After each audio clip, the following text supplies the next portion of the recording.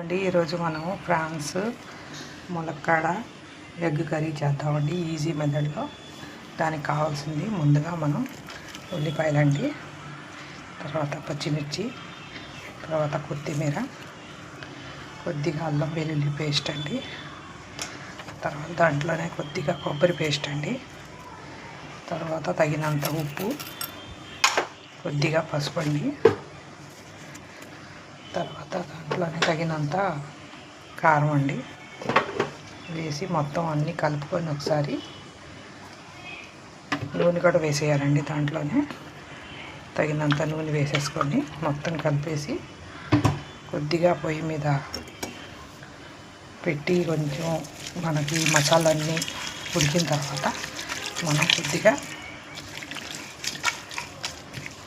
ఉడికిన తర్వాత నూనె పైకి వచ్చిన తర్వాత మనం ఈ గుడ్లని ములక్కాడలు వేసి దింపేయడం అనేది చాలా ఈజీగా చేసుకునే మన కర్రీ.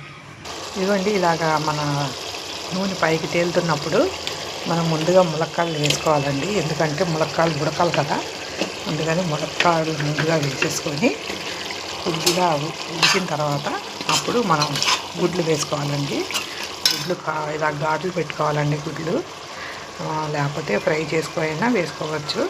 నేను కర్రీలో కాబట్టి ఫ్రై చేయట్లేదు. ఇష్టమైన వాళ్ళు ఫ్రై చేసుకోవచ్చు. ఫ్రై చేసుకోవడం. ఇప్పుడు మనం ములక్కాడలు ఉడికినాయండి. ముందుగా కోడిగుడ్లు వేసేస్తే ఇరిగిపోతాయండి గుడ్లు. అందుకని కొద్దిగా ఉడికిన తర్వాత వేసి మనం కాసేపు ఉడకనిస్తే ఈ గుడ్లకు కూడా మన మసాలా అంతా పట్టి కర్రీ బాగుంటుందండి. ఇంకా అంతే, కొంచెం నూనె పైకి వచ్చిన తర్వాత దించేయడమేనండి. సింపుల్. ఇంకా అంతేనండి, అయిపోయింది కర్రీ. ఇంకా బౌల్లో తీసేసుకోవడమే.